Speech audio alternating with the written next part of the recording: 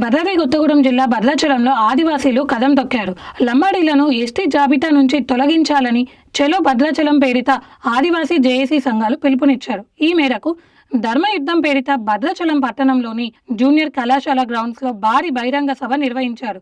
ఈ సభకు అంచనాలను మించి ఆదివాసీలు హాజరు కావడంతో సభ ప్రాంగణం కిక్కిరిసిపోయింది. సుమారు 50,000 పైచులకు ఆదివాసీకి చెందిన 9 తెగల ప్రజలు 2 రాష్ట్రాల నుంచి తరలి వచ్చారు. భద్రాచలం చేరుకున్న ఆదివాసీలు ముందుగా గిరిజన సాంప్రదాయ నృత్యాలతో బ్రిడ్జి సెంటర్ నుంచి జూనియర్ కాలేజ్ గ్రౌండ్స్ వరకు భారీ ర్యాలీ నిర్వహించి కొమరం భీం విగ్రహానికి పూలమాలలు వేసి సభను ప్రారంభించారు. పెద్ద ఎత్తున ఆదివాసీలు పాల్గొన్న ఈ కార్యక్రమంలో ఎటువంటి అవాంఛనీయమైన సంఘటనలు జరగకుండా ముందస్తుగానే వందల మంది పోలీసులతో భారీ బందోబస్తు ఏర్పాటు చేశారు భద్రాద్రి పోలీసులు. ధర్మయుద్ధం నిర్వహించిన సభకు హాజరైన ఆదివాసీ సంఘాల నాయకులు మాట్లాడుతూ ప్రస్తుతం ఎస్టీ రిజర్వేషన్లు పొందుతున్న బంజారాలు, లంబాడీలు, సుగాలి వర్గాలను ఎస్టీ జాబితా నుంచి తొలగించాలని, వీరు గిరిజనులు కాదని, 1976 వరకు ఉమ్మడి ఏపీలోని తెలంగాణ జిల్లాలో వీరిని ఎస్టీలుగా పరిగణించలేదని, ఇతర రాష్ట్రాల నుంచి వారు తెలంగాణకు వలస వచ్చి ఇక్కడి అసలైన గిరిజనుల హక్కులను కొల్లగొట్టారని ఆరోపించారు.